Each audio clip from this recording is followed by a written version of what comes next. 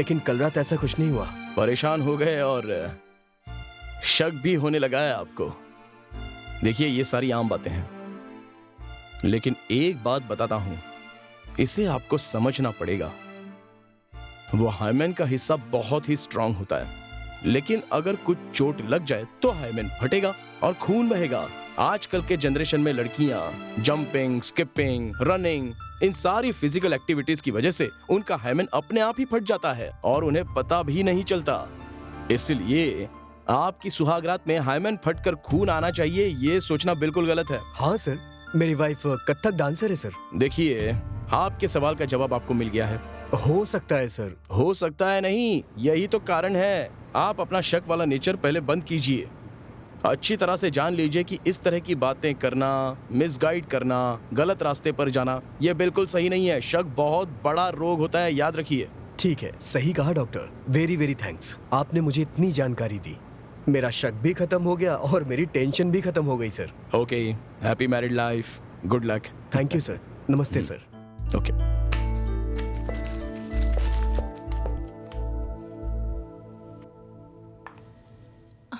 Sir. हाँ, बोलो ना। वो सर, आप लड़कियों का इलाज करते हैं, लड़कों का भी इलाज करते हैं, पर मेरा इलाज कब करेंगे? तुम्हारा दिमाग खराब हो गया है, तुम्हारा इलाज करवाना ही पड़ेगा लगता है। सुनो, मेरा एक फ्रेंड है डॉक्टर मनोज, वो साइकियाट्रिस्ट है, उससे जाके ट्रीटमेंट ले लो। क्या सर, आप भी? मुझे आपसे इलाज करवाना है, दूसरे डॉक्टर के पास क्यों जाऊं? मेरा दिमाग बिल्कुल ठीक है। एक आप ही हैं जो मेरी प्रॉब्लम समझ ही नहीं रहे हैं। वैसे आपकी वो आंटी जो है, वो है ना, 10 बार आपको फोन कर चुकी है। बहुत याद आ रही है उसे आपकी। हाँ, फोन तो मुझे भी आया था, लेकिन मैं बात नहीं कर पाया। कोई बात नहीं सर, हम वहाँ चले जाते हैं। नहीं नहीं, तुम मत आना, मैं खुद चला जाऊंगा। ये डॉक्टर मेरी जवानी की प्रॉब्लम कब समझेगा?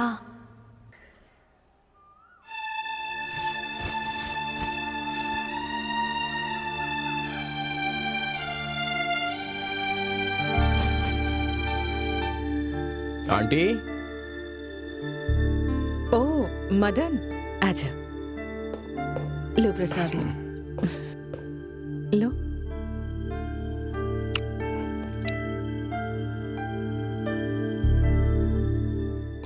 अच्छा ये बताइए, अंकल को दुबई जाकर कितने साल हो गए आंटी? उन्हें गए तो 7 साल हो गए। बोर होती हूँ, डिप्रेशन में भी हूँ। ऐसे ही तो होगा। आप पिछले 3 साल से अकेले रह रही हो तो डिप्रेशन तो होगा ही। इसका एक ही ट्रीटमेंट है कि आप उन्हें यहाँ पर वापस बुला लीजिए। ये नहीं हो सकता। हाँ? क्यों आंटी?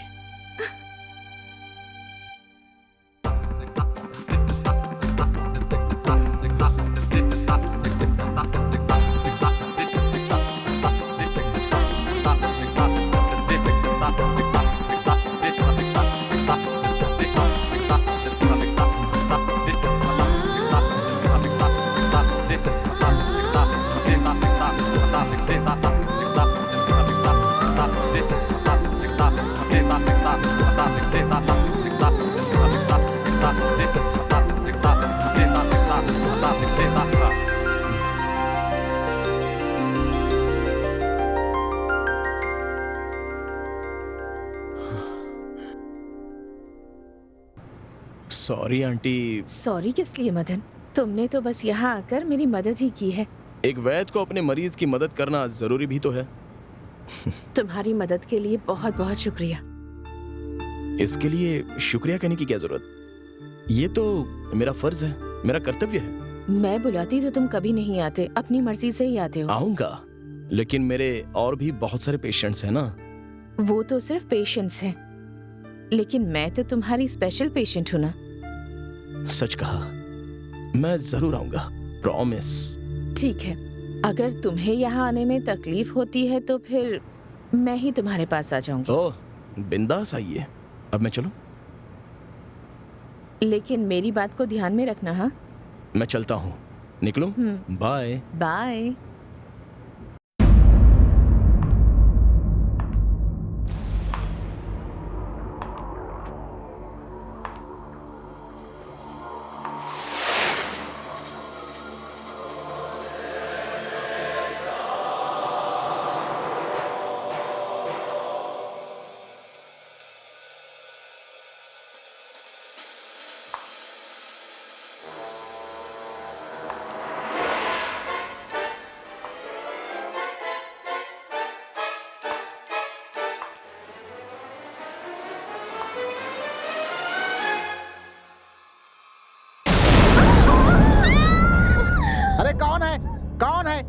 क्या हुआ? क्यों चिल्ला रही हैं आप लोग? ये कौन है? ये डॉक्टर साहब की फ्रेंड है, निशा नाम है। हाय। नमस्ते। नमस्ते। अब आप बता दीजिए। मेरा नाम रेणुका मालगी है। अहं, अच्छा। हे, हाँ? तुम यहाँ क्या कर रही हो? आज आप आंटी के घर जाते वक्त ये ब्रीफकेस क्लिनिक में ही भूलकर चले गए थे, इसलिए सोचा कि मैं यहाँ आके इसे दे दूं। Okay, thanks. आंटी को ट्रीटमेंट दे दिया क्या सर? हाँ, वो तो मेरा कर्तव्य है। तो फिर आप मुझे वो ट्रीटमेंट कब देंगे? What? कुछ नहीं, ये बिल्कुल ऐसी ही है। हमेशा ये कहकर मेरा दिमाग खराब कर देती है ये। ओहो, अब जाने भी दीजिए ना सर। आप मेरी बात समझते ही नहीं हैं। बस मेरी शिकायत करते रहते हैं। अब सुधर भी जाइए और मेरा भी ट्रीटमेंट कर दीजिए। कैसा है हमारा outhouse? Did you feel comfortable? सच कहूँ तो मुझे उस आउट हाउस से ज्यादा ये मेन हाउस पसंद आया है। आप मुझे रेंट पर वो आउट हाउस देने वाले थे, पर मैं सोच रही थी कि उसकी जगह मैं यहाँ मेन हाउस में ही रेंट पर रह लूं तो। ओके। तो फिर आपके बेडरूम में चले? Come on. This is my bedroom.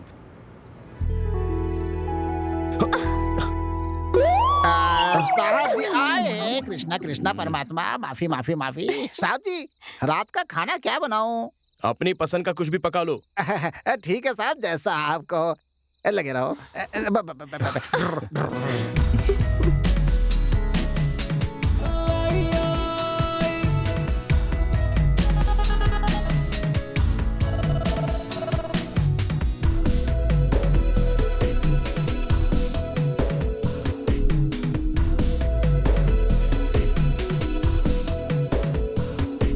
सांसों को सांसों से टकराने दो, होना है जो आज हो जाने दो।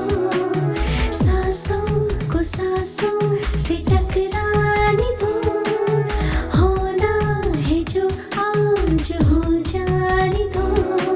मैं तुझ में समाऊं, तू मुझ में समा जाए।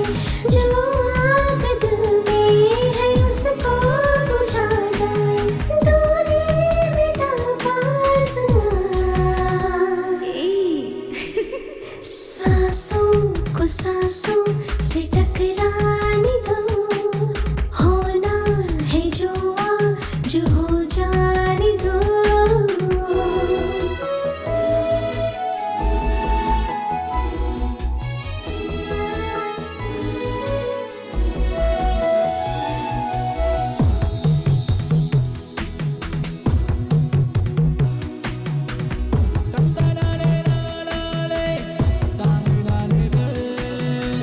Tanda